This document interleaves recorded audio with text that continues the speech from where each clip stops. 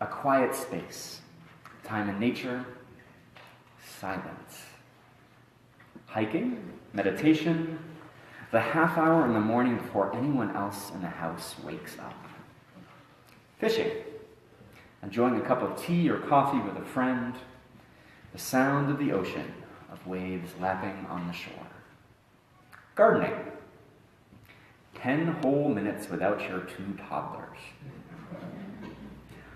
All of these activities that people experience in some way, shape, or form as peaceful. They generally involve some sense of quiet or relaxation or slowing down and being freed up from outside demands. Now, what is peaceful for each of us may vary, but we can all probably imagine what a peaceful moment or a peaceful afternoon might look for us. There's also the peacefulness that is a lack of war. This kind of peace can easily be taken for granted by many of us in the United States, especially those of us who are not veterans or actively part of the military or family members of those folks. Because while the U.S. has consistently been engaged in war of some sort for a very long time, with the exception of Pearl Harbor and maybe 9/11, there has not been an attack or ongoing fight on U.S. soil on the mainland since the end of our Civil War in 1865. So if you are not or have not been formally part of the military, it's been 150 years for the most part since you've experienced war. Directly, that is. There have been many wars the United States has participated, of course, and during that time, many wars involving men and now women from our country experiencing combat and witnessing horror and death. Here on our home turf, though, on our soil, with that exception of Pearl Harbor, we have only known peace. A peace with crime, a peace with domestic and other forms of violence, a peace with many of our young people going off to fight wars in other lands, but peace, an absence of war on our soil, for sure. It takes only one reading of a first-hand account of the terrors and awfulness of living in a war zone to know that this peace is not something we should take for granted. These definitions of peace, though, they are definitions in the negative. They describe the absence of something. Absence of war, the absence of noise or busyness, a lack of demands upon our time, and absence of violence. They describe a peace that is peaceful. And for those of us that live with a high degree of privilege, as many, if not most of us in the congregation do, it can become easy to be satisfied with and take for granted the peace that exists in our lives. If we allow ourselves to live within this definition of peace, however, this absence of violence, negativity, and busyness, if we allow peace to be passive, we are missing out on a hugely important aspect of what it means to experience peace. Because peace is not just some passive thing to be accepted and valued when it arrives. Peace can and must be created in the world. We saw this in our story for all ages this morning. In the Peace book by Todd Parr, peace was not all about having a quiet picnic in the park. It was about having a little bit of snow come down. But peace was making new friends. Peace is keeping the water blue for all fish. Peace is helping your neighbor. Peace is giving shoes to someone who needs them. Peace is planting a tree. Peace is everyone having a home. Indeed, Buddhist monk and teacher Thich Nhat Hanh cautions us, peace is not simply the absence of violence. It is the cultivation of understanding, insight, and compassion combined with action. Now, we'll spend more time in my sermon on the 18th of this month in 2 weeks talking about cultivating understanding, insight, and compassion within ourselves. Today, though, the focus is on the second part, the combined with action part. Peace is not simply the absence of violence. It is the cultivation of a loving heart combined with action. And here's the really interesting thing about creating peace. It's not always a peaceful experience for us. Now, don't get me wrong, I'm in no way, shape, or form advocating the use of violence to achieve peaceful ends. Rather, I'm suggesting that the active creating of peace will often involve some uncomfortable and frequently less than peaceful experiences along the way. What our story for all ages left out, appropriately, is that many of what it calls for for in terms of peace can lead to challenging feelings and experiences. Keeping the water blue for all fish is actually a lifetime commitment to environmental justice and care, one that demands much of us all. Or another one, peace is helping your neighbor. If your neighbor is part of a minority group which is being discriminated against, creating peace might mean putting yourself in harm's way. If everyone is our neighbor, it might mean, as some folks have had to do recently, putting yourself between someone who is being harassed on the subway for being Muslim or gay or female, putting yourself between them and the person harassing them. That's not a peaceful experience. It is an act of peace, though. And if Thich Nhat Hanh is not enough, the need for action is made doubly clear by the great Reverend Dr. Martin Luther King Jr., who wrote in Stride Toward Freedom, "True peace is not merely the absence of tension.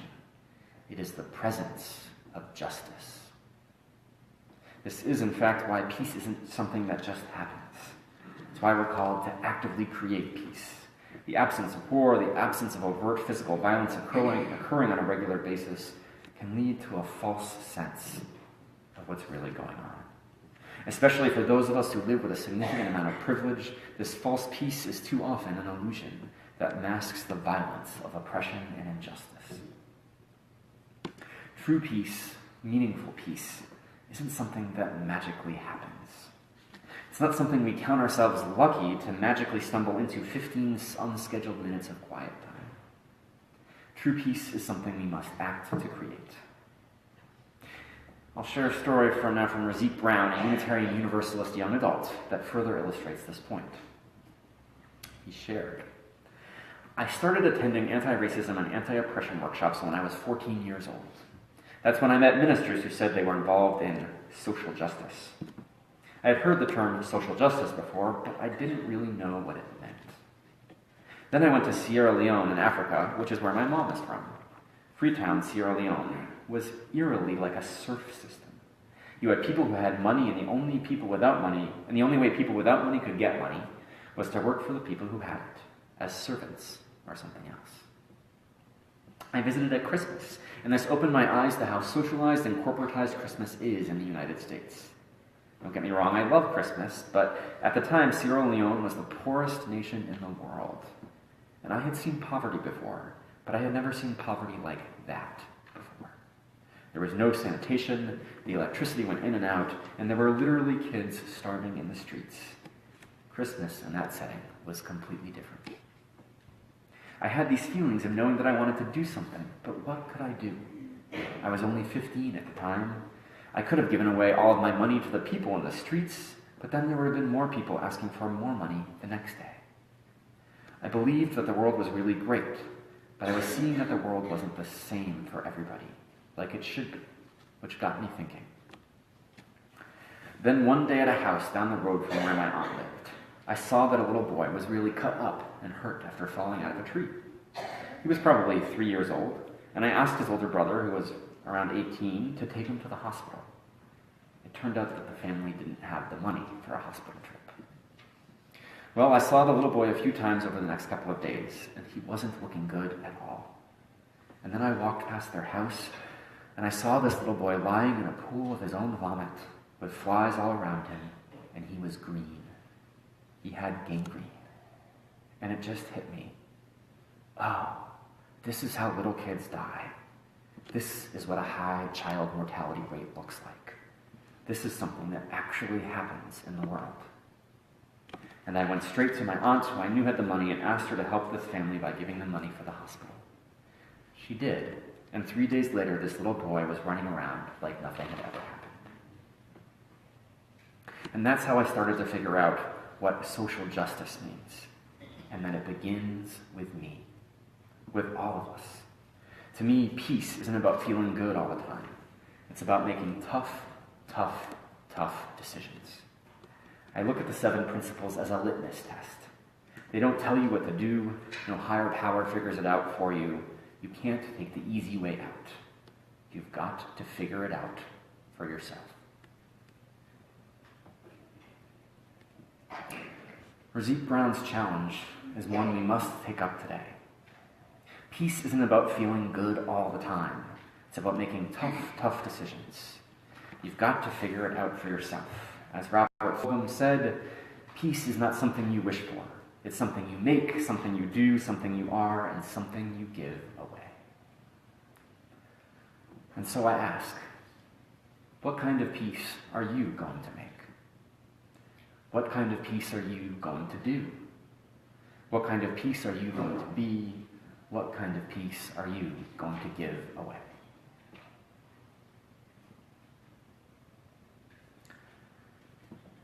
There are all kinds of ways to make peace. We tend to think of peace as something out in the world, but a change in our own behavior can bring greater peace to our lives, and by extension, the world. Whether it's getting angry and losing your temper, or maybe teasing that's supposed to be in fun but often ends up not feeling that way for the recipient, or maybe road rage expressed towards other drivers, few of us are perfect. Few of us are serene and peaceful at all times. Or maybe there's a project you really want to work on. Maybe you start something like the Facing Project, a nonprofit that many of us are familiar with, founded locally by J.R. Jameson and Kelsey Timmerman, which works to connect people through stories to strengthen communities. They've worked locally on projects such as Facing Autism, Facing Poverty, and Facing Racism, to name just a few, and their model has been so successful that they've been asked to work on projects across the country. But it started with two people, J.R. and Kelsey, committed to making a difference. Or maybe you just start doing something and the project grows and grows. Wangari Maathai left her native land, Kenya, to get a degree here in the United States, and upon returning home post-completion of that degree, found her home wildly deforested by logging.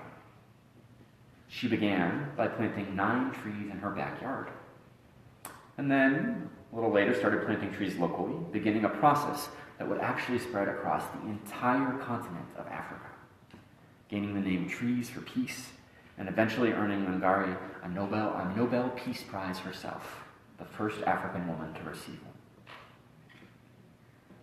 The thing is, whatever you do, it doesn't have to start large to someday become large. Wangari Maathai didn't set out to win a Nobel Peace Prize. She set out to plant trees in her local community and to make a difference there. J.R. and Kelsey have already made a difference with the Facing Project, and who knows, maybe 20 years from now, the Facing Project will be nationally recognized and celebrated. The point is to do something now. Our mission statement calls us to be living justice.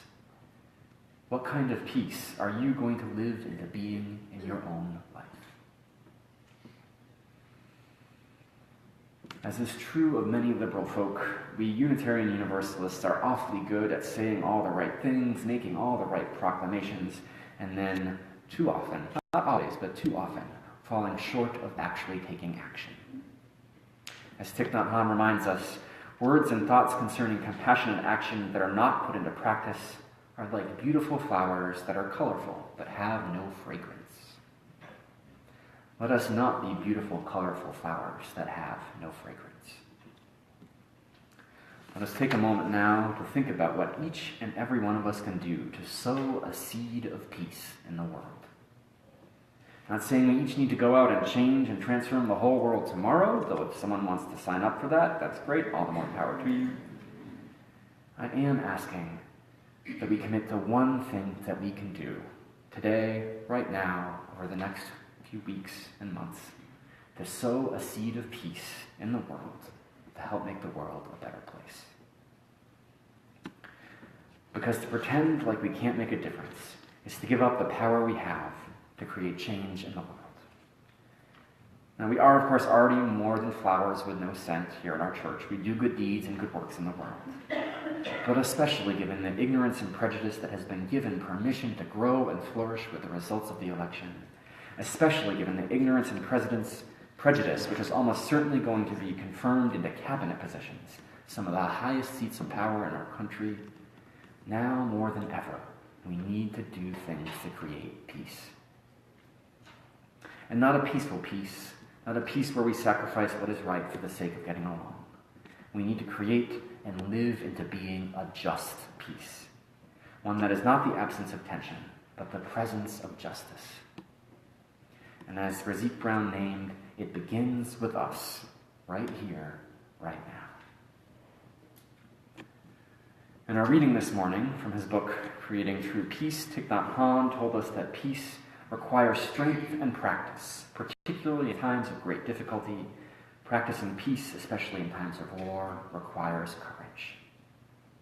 And we're in one of those times right now, and will soon be upon us, even more so.